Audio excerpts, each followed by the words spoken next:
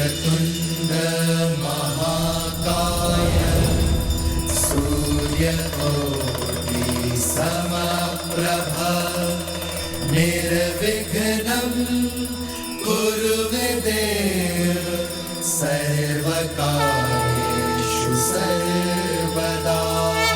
सर्वमङ्गलमाङ्गल्ये शिवे सर्वार्थसाधिके शरण्ये त्र्यम्बके गौरी नारायणी नमोस्तुते नारायणी नमोस्तुते। या देवी सर्वभूतेषु शक्तिरूपेण संस्थिता नमस्तस्यै नमस्तस्यै नमस्तस्यै नमो नमः नमस्तस्यै नमो नमः।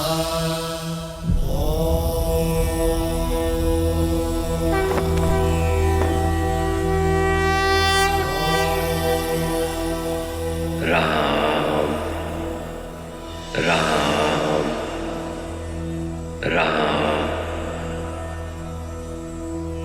राम।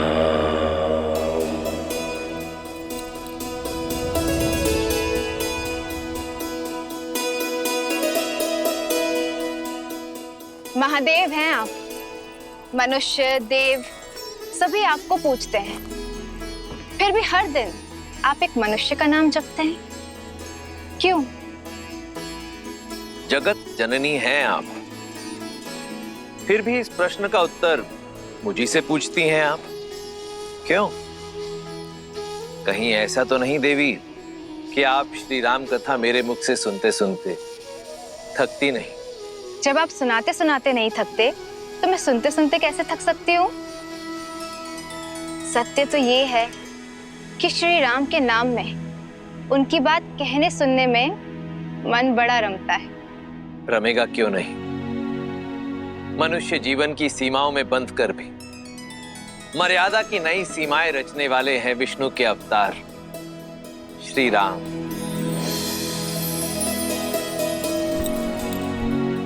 तो एक बार फिर से सुनाइए ना श्रीमद् रामायण कथा। मैं गणेश स्तुति भी कर आई हूँ, तो कथा सुनने में कोई विघ्न नहीं आएगा। जो आज्ञा देवी। तो आइए आरंभ करते हैं। भारत की आत्मा परम परमात्मा मर्यादा पुरुषोत्तम श्री राम की कथा। श्री रामचंद्र कृपालु भजु मन हरण भव भय दारुणम नव कंज लोचन कंज मुख कर कंज पद कंजारुणम।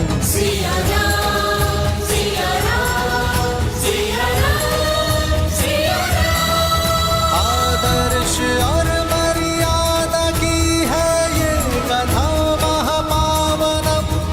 काट मद श्री से मिला दे श्रीमद् रामायणम श्रीमद् रामायणम। सिया राम सिया राम सिया राम सिया राम। महापवित्र सरयू नदी के तट पर स्थित है एक नगर जो त्रेता युग में सूर्यवंशी राजाओं की राजधानी थी। इक्ष्वाकु के वंशज भगीरथ, रघु और अज को जन्म देने वाला नगर जिसे कोई युद्ध में जीत ना सका, अयोध्या।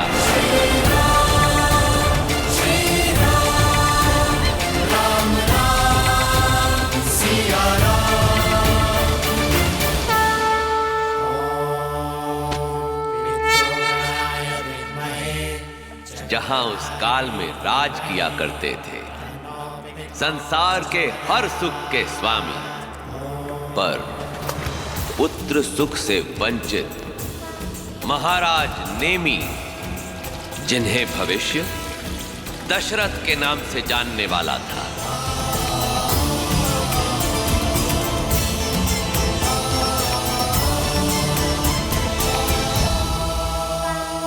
श्राद्ध की रीतियां पूर्ण हुई महाराज ने भी।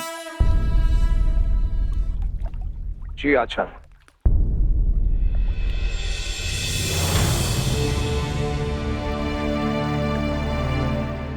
पितामह रघु, आपके आशीर्वाद से मैं यथाशक्ति अयोध्या का शासन संभाला। अयोध्या प्रसन्न है। आज सब कुछ है मेरे पास, सब कुछ, एक पुत्र के अतिरिक्त।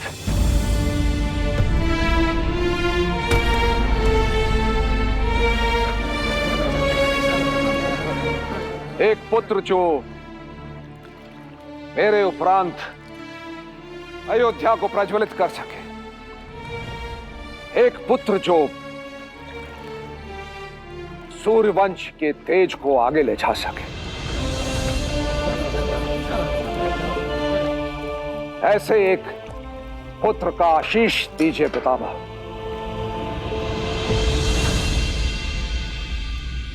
अब आप अपने पूर्वजों का ध्यान कीजिए और उन्हें पुष्पांजलि अर्पित कीजिए।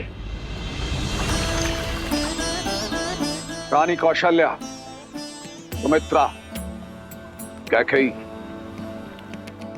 आइए।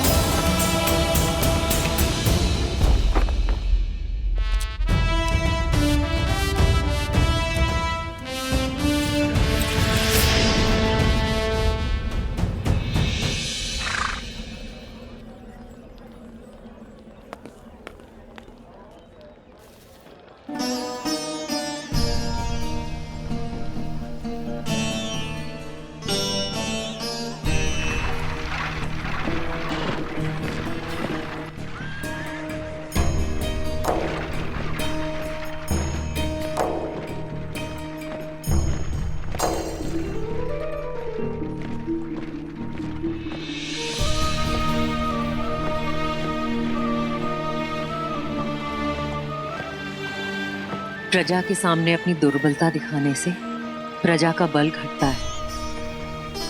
अयोध्या के महाराज को ये शोभा नहीं देता।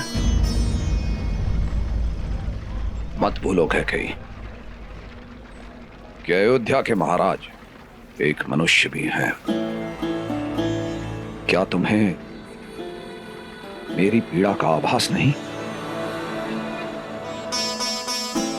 कब से एक ही स्वप्न तो संजोए बैठे हैं हम दोनों, जो आज तक पूर्ण नहीं हुआ।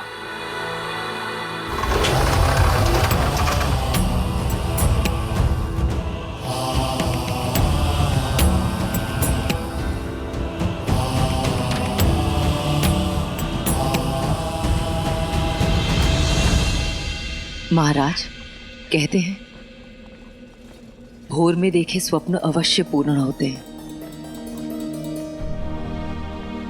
आज भोर में मैंने एक स्वप्न देखा महाराज।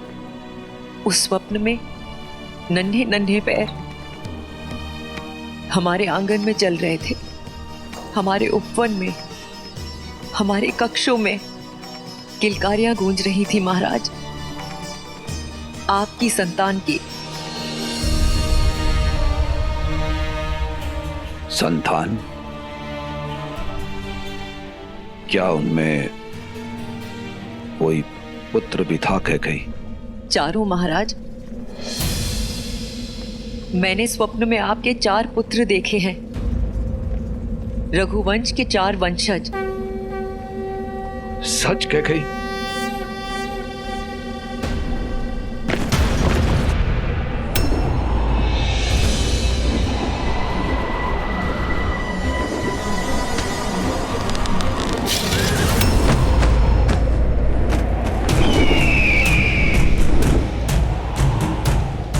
जटायु,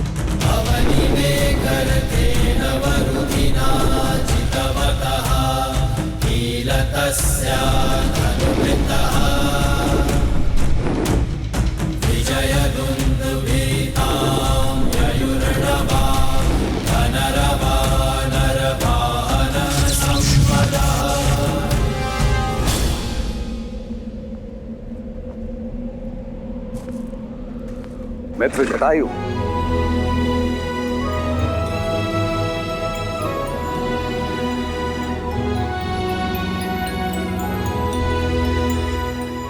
कोई सूचना नहीं। ऐसी क्या बात है जो अचानक आपको यहां खींच लाई? युद्ध।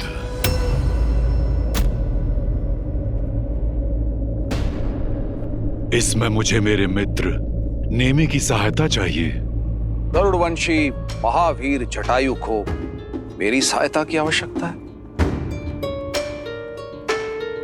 क्यों उपहास कर रहे हो मित्र? उपहास नहीं है ये मित्र, ये कोई साधारण युद्ध नहीं है। स्वयं देवराज इंद्र ने मुझे आपके पास सहायता लेने के लिए भेजा है, क्योंकि संभासुर ने देवलोक में हाहाकार मचा रखा है। उसके असुरों ने दंडक वन में छावनी बना ली है। भयंकर असुरों से लदा है उसका विमान। एक साथ 10 दिशाओं से प्रकट होकर आक्रमण करता है वो मायावी। देवराज इंद्र ने इसीलिए मुझे आपके पास भेजा है, क्योंकि अयोध्यापति नेमी के अतिरिक्त कोई भी उस संभासुर के उत्पात को समाप्त नहीं कर सकता। क्या आप अपने मित्र की सहायता करेंगे अयोध्यापति?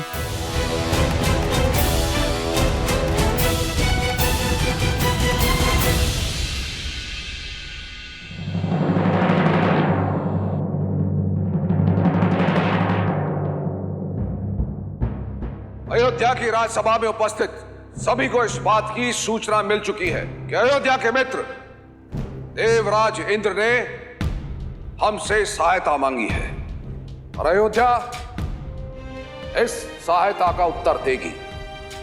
समरासुर के विरुद्ध इस युद्ध में मैं अयोध्या के सम्मिलित होने की घोषणा करता हूं।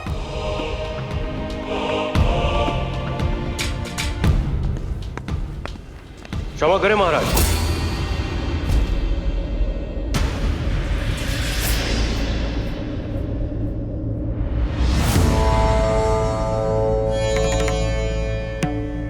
जिस युद्ध से अयोध्या का कोई संबंध ना हो, उस युद्ध में हमें क्यों सम्मिलित होना? क्या अयोध्यापति को अपने किसी निर्णय के लिए तर्क देने की आवश्यकता है ऋषि जवाली? महामंत्री सुमंत, महाराज ने हमें सभा में जनता के प्रतिनिधि के रूप में नियुक्त किया है और जनता का प्रतिनिधि होने के नाते और प्रजाहित के प्रश्नों का उत्तर देने के लिए राजा बाध्य है। कुलगुरु, यदि हमारे प्रश्न नीतियों के विरुद्ध हैं, तो हम अपने प्रश्न को वापस लेने की तैयार हैं। एक वर्ड बोले जवाली, सदा ही अनुचित प्रश्न पूछते हैं। राजा अपने निर्णय में प्रजा से सहमति ले, यही नीति है। आशा है महाराज आपके सभी प्रश्नों के उत्तर देंगे ऋषि जवाली। क्षमा करें महाराज, जनता का प्रश्न यह है कि यदि समरासुर जीतता है तो उसमें हमारी कोई हानि नहीं है, और यदि देवतागण जीतते हैं तो उसमें हमारा कोई लाभ नहीं है। तो फिर इस युद्ध में सम्मिलित होकर हम अपना धन और जनशक्ति को क्यों व्यर्थ करें?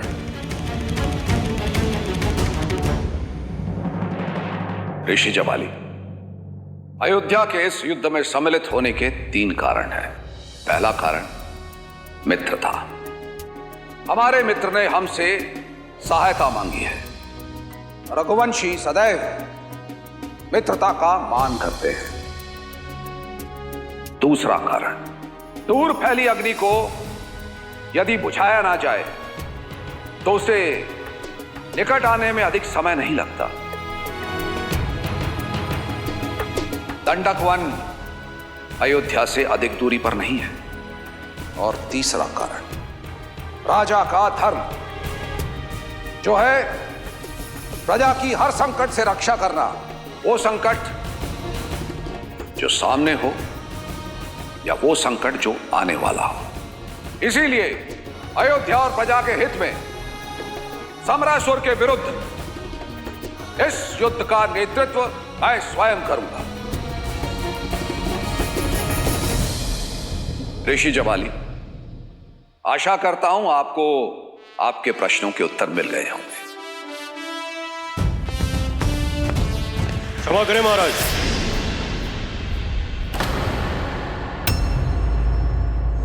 महाराज, मेरा प्रश्न इतना सरल नहीं है। उत्तराधिकारी के बिना महाराज राज नहीं छोड़ सकते।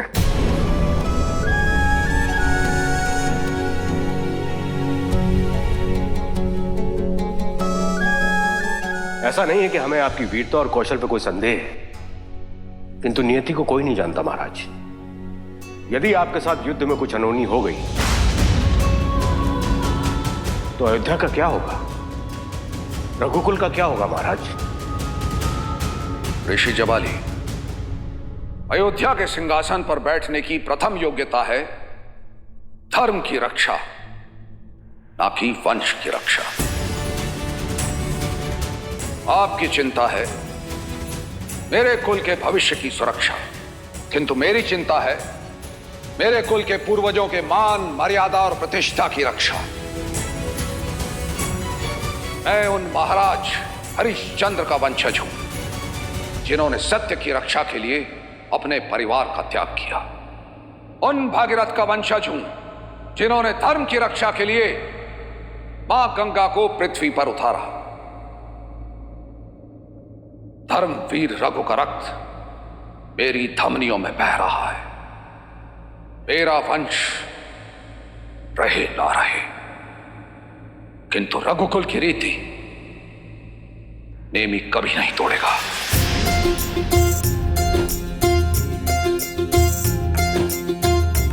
रघुकुल रीति सदा चली आई, प्राण जाए पर वचन न जाए। महाराज नेमी की, महाराज नेमी की, महाराज नेमी की। प्राण जाए पर वचन न जाए। कि भोजन के साथ सरयुग का जल रख लिया है ना, उन्हें वही भाता है। युद्ध के लिए अतिरिक्त कवच तो रख लिए हैं ना। देवासुर, संग्राम है तो ध्यान रहे। महाराज के सारे दिव्यास्त्र सुरक्षा में सज्ज रहे। जय हो महाराज। इसे शीघ्र करो।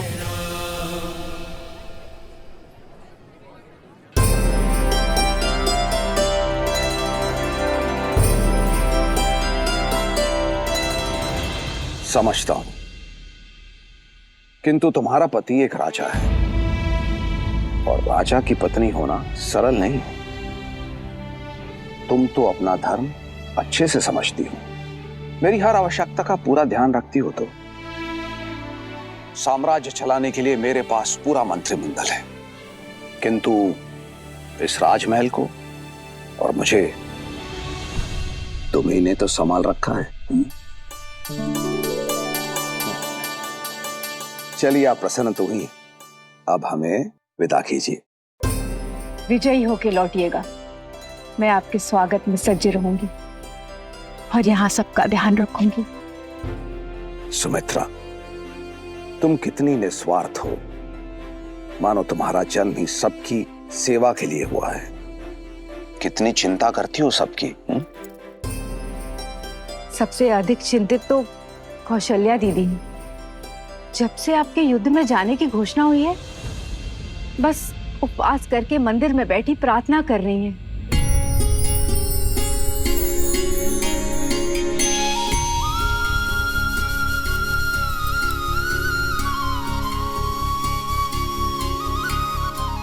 रानी सुमित्रा ने बताया कि आप चिंतित हैं।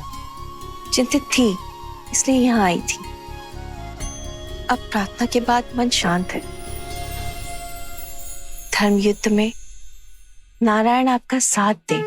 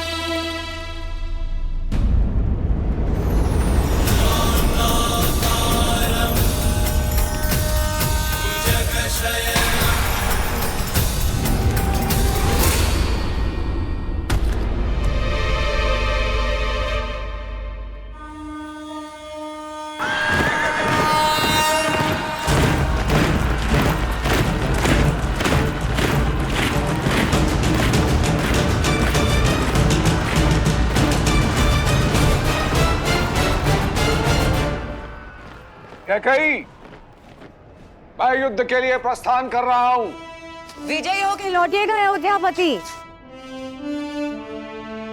जो कह रही हो तुम्हारी आंखों में देखना चाहता हूं। मंत्रा, आओ मेरी मदद करो।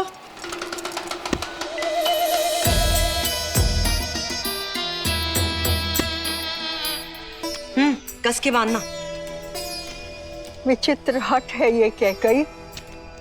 कभी सुना है किसी रानी को ऐसा करते हुए? ये शुभ नहीं है, ये शुभ नहीं है कैकई। विलंब हो रहा है, शीघ्र करो मंत्रा।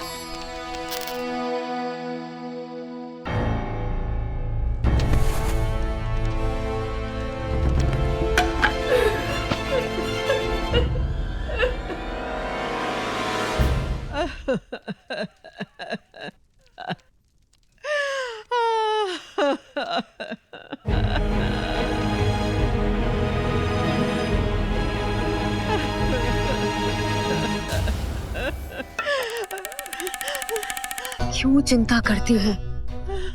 हाँ, कुछ नहीं होगा मुझे।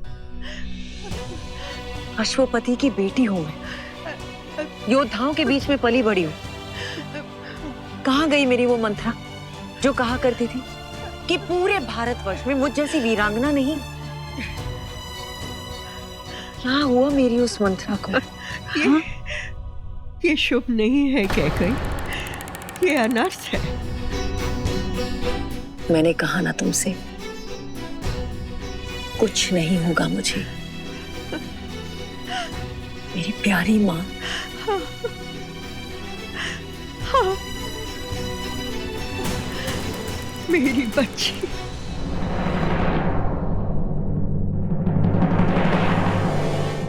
विदा।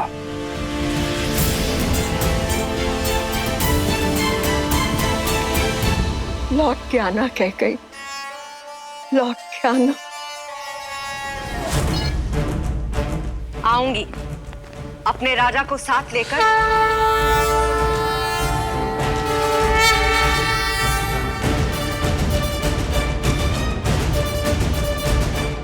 अयोध्यापति महाराज नेमी की, अयोध्यापति महाराज नेमी की, अयोध्यापति महाराज नेमी की।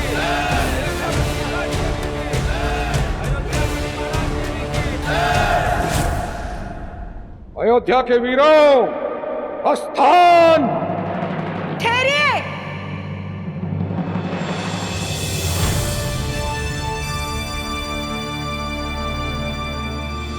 कैकई, तुम यहाँ?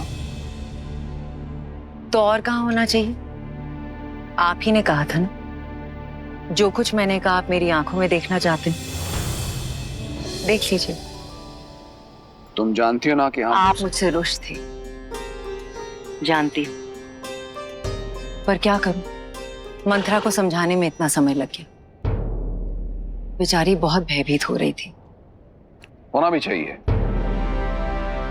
अब युद्ध क्षेत्र में शत्रु पर प्रहार करने से अधिक हमें तुम्हारी रक्षा की चिंता करनी होगी। वो तो युद्ध ही बताएगा कि कौन किसकी रक्षा करता है। हमारी बात मानो, आरती करके हमें विदा करो। आरती वो करते हैं जो अपने पति के लौटने की प्रतीक्षा करें। जो साथ युद्ध लड़ती हैं, वो शंखनाद करती हैं।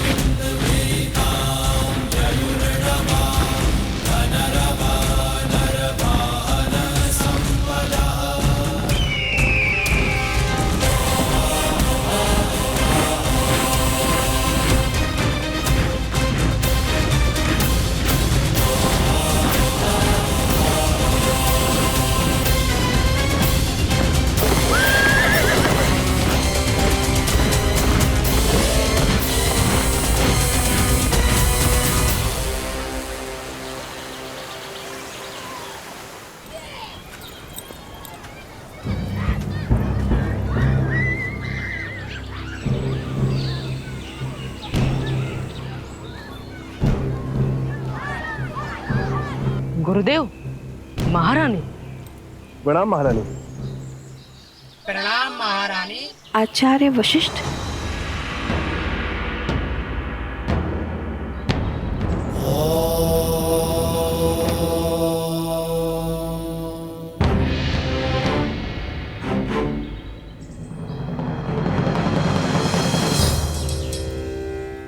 मुख मन का दर्पण होता है देवी कौशल्या। कहिए, क्या शंका है? आचार्य, एक स्वप्न है जो मुझे बार बार दिखाई दे रहा है, जिसने मेरे मन में हलचल मचा रखी है।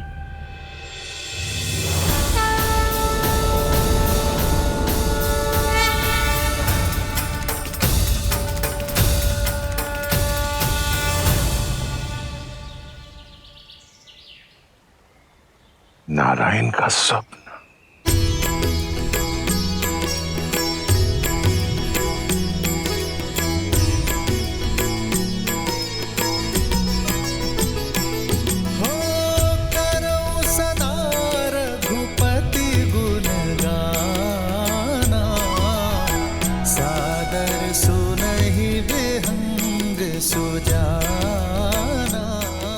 आचार्य, कौन है ये? ये महान संत काकभूषणी है। जब जब अवधपुरी रघुबीरा, धरहि भगत हित मनुज शरीरा। ये क्या अनर्थ कर रहे हैं आप? अनर्थ नहीं माँ, आप तो संसार की सबसे धन्य माँ है। आपके दर्शन पाकर तो मैं भी धन्य हो गया माँ।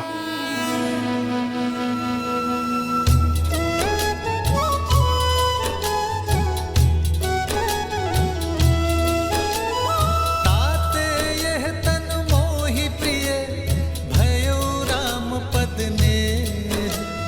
निज प्रभु दर्शन पायो, गए सकल संदेह।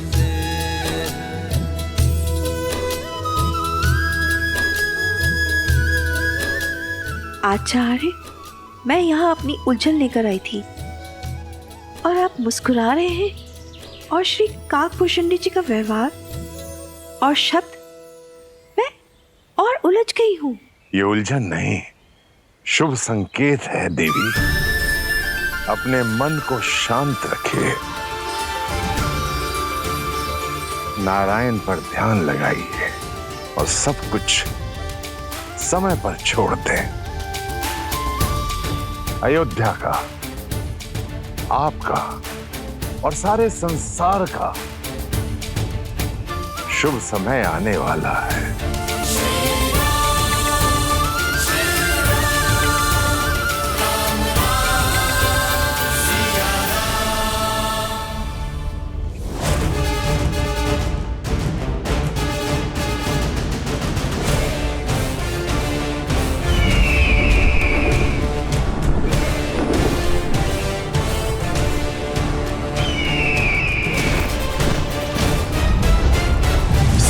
मित्र, बड़ा ही मायावी है ये संभासुर। मैं ऊपर आकाश में पहरा देता हूँ, आप नीचे भूमि पर सज रहिए।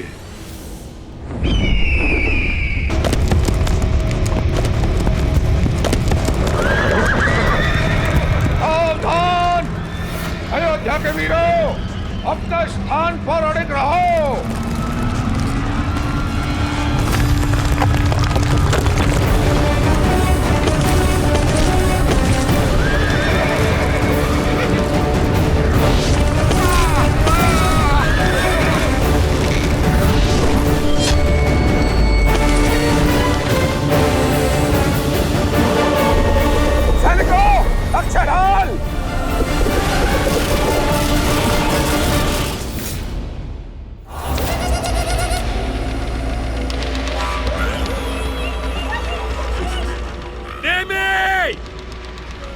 अभी भी समय है, लौट जाओ। अवध के वीर धर्म युद्ध से दो स्थिति में लौटते हैं, या तो विजय प्राप्त करके या वीर गति प्राप्त करके। ठीक है, वीर गति प्राप्त करो। सेना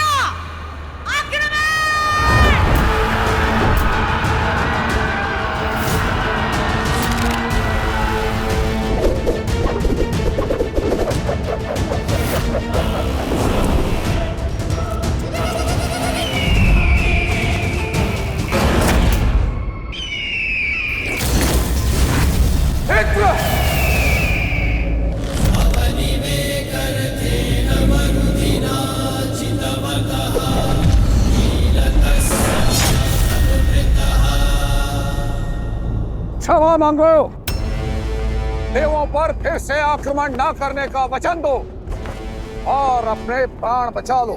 अभी तो युद्ध प्रारंभ भी नहीं हुआ है नेमे।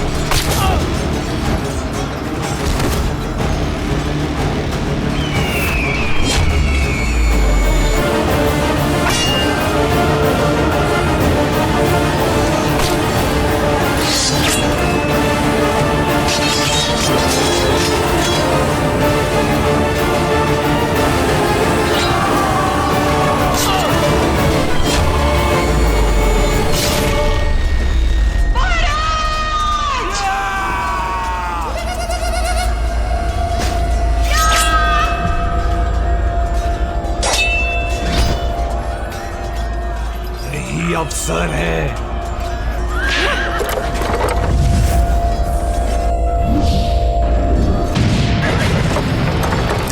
अयोध्यापति, कुछ नहीं होगा आपको।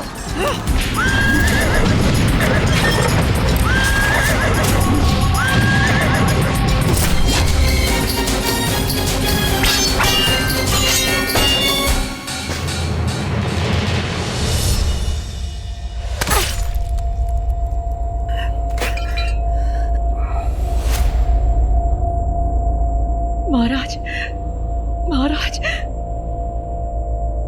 युद्ध में क्या हुआ कैकई? युद्ध चल रहा है महाराज, किंतु सम्रासुर के प्रहार से मूर्छित हो गए थे आप, इसलिए आपको सुरक्षित रखने के लिए मैं आपको यहाँ ले आई। युद्ध चल रहा है और तुम मुझे मेरी सेना से दूर यहाँ ले आई? अयोध्या की रानी होकर तुम? क्षमा कीजिए महाराज, किंतु मैं आपको खो नहीं सकती महाराज। और मैं अपना धर्म नहीं खो सकता। महाराज,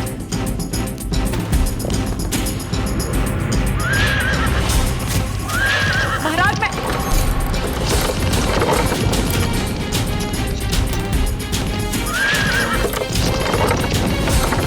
महाराज, आपके पहिए की नस की धुरी टूटी है महाराज। महाराज रुकिए।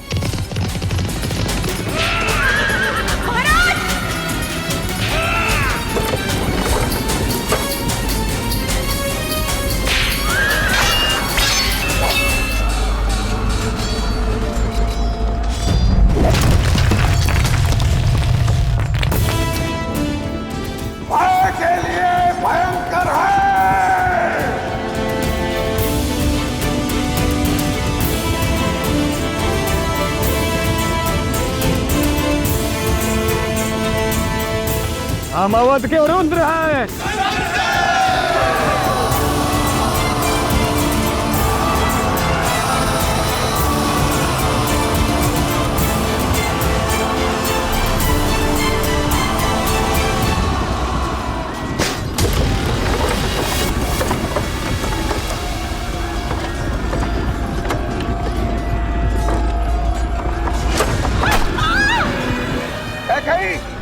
तुमसे कहा था मेरा ध्यान भंग मत करो। तुम्हारी इस युद्ध में कोई आवश्यकता नहीं।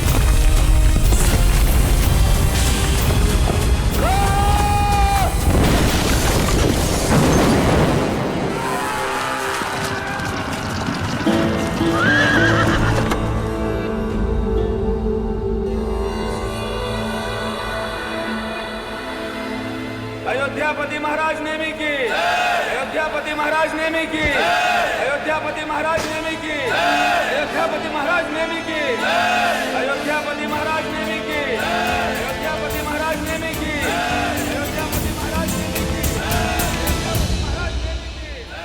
अयोध्यापति महाराज नेमी की। अनेकों युद्ध लड़े पर ऐसा शौर्य, ऐसा कौशल कहीं नहीं देखा मित्र नेमी। एक रथ पर ऐसा लगा 10 दिशाओं से लड़ रहे हैं आप। अद्भुत। आप महारथी नहीं, आप दशरथी हैं। दशरथ हैं आप। बोलो महाराज दशरथ की, बोलो महाराज दशरथ की, महाराज दशरथ की, महाराज दशरथ की जय। क्या गई? क्या गई? क्या गई?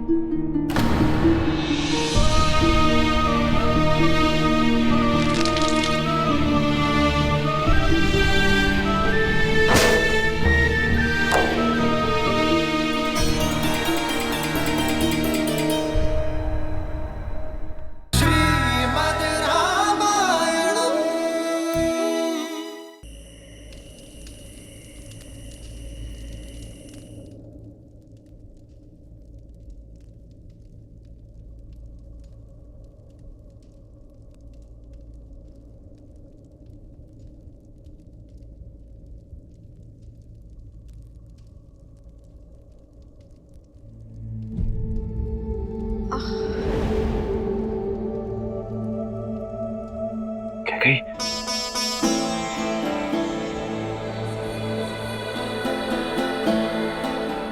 मुझे क्षमा कर दो। क्या गई?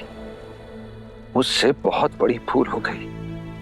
तुम तो मुझे बताना चाह रही थी कि रथ के पहिए की धुरी टूट चुकी है, किंतु मैंने तुम्हें अनसुना कर दिया। क्रोध में न जाने तुम्हें क्या क्या कह गया। महाराज, तुम्हारे इस आचरण को मैंने रघुकुल का कलंक समझा, किंतु इतना अपमानित होने के बाद, इतनी पीड़ा में भी चलते रथ के पहिए की धुरी में तुमने अपना हाथ कहीं। मुझे क्षमा कर दो, क्षमा कर दो। महाराज दशरथ को इतना भावुक होना शोभा नहीं देता। कैकेयी, तुमने मेरा सम्मान और वरदान दोनों अर्जित किए हैं।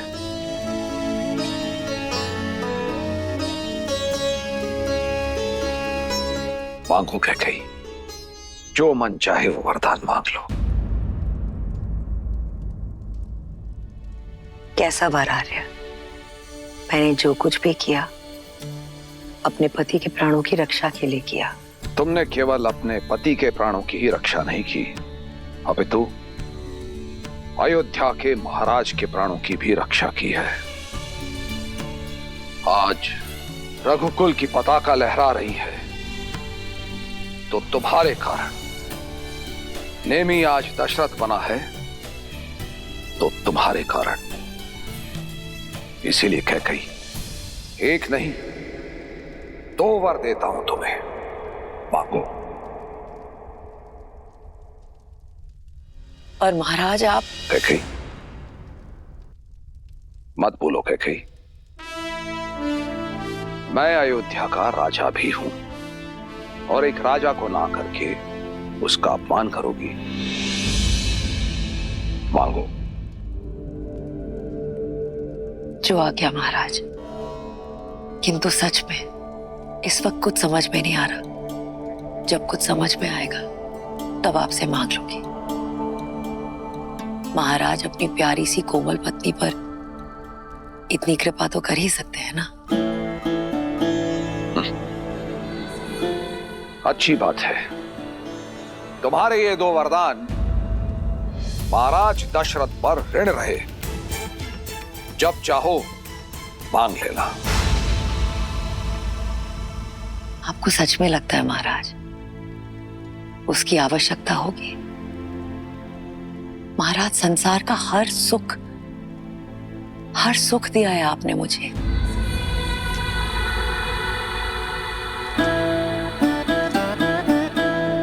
कहां दे पाया मैं हर सुख?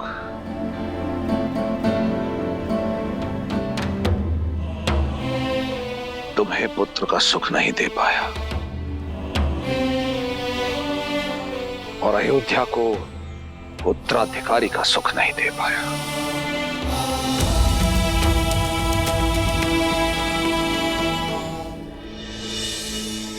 ईश्वर जो देते हैं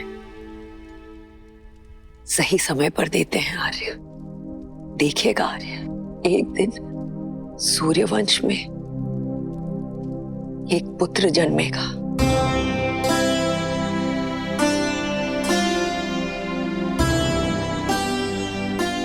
जो चंद्रमा की भांति सौम्य होगा,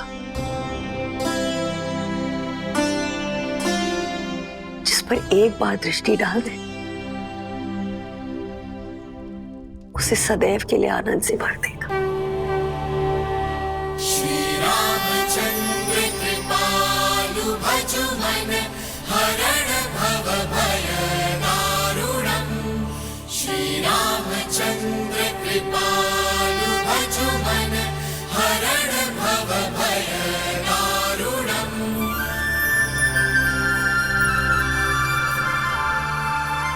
कहाँ खो गई देवी? क्या सोच रही हैं? अद्भुत था ना महादेव, कैकेयी का त्याग। उन्होंने वही किया जो एक पत्नी प्रेम में अपने पति के लिए करती है, किंतु भावनाओं में बहकर बिना ये जाने कि कैकेयी वरदान क्या मांगेगी, क्या दशरथ का उन्हें वचन देना उचित था? बिना सोचे दिया गया वचन या बिना देखे चलाया गया बाण हो, दोनों ही मनुष्य के जीवन में श्राप बनकर लौटते हैं। मैं तो उस पावन क्षण की प्रतीक्षा में हूँ जब श्री राम का जन्म होगा। उसका श्राप और वरदान से क्या संबंध? संबंध तो है देवी, अत्यंत गहरा संबंध है, क्योंकि श्रीमद् रामायण भगवान विष्णु के मनुष्य अवतार की गाथा है और मनुष्य के जीवन में उसके आदर्शों के साथ उसका अहंकार, पाप के साथ उसका पुण्य और वरदान के साथ शाप सब जुड़े हैं।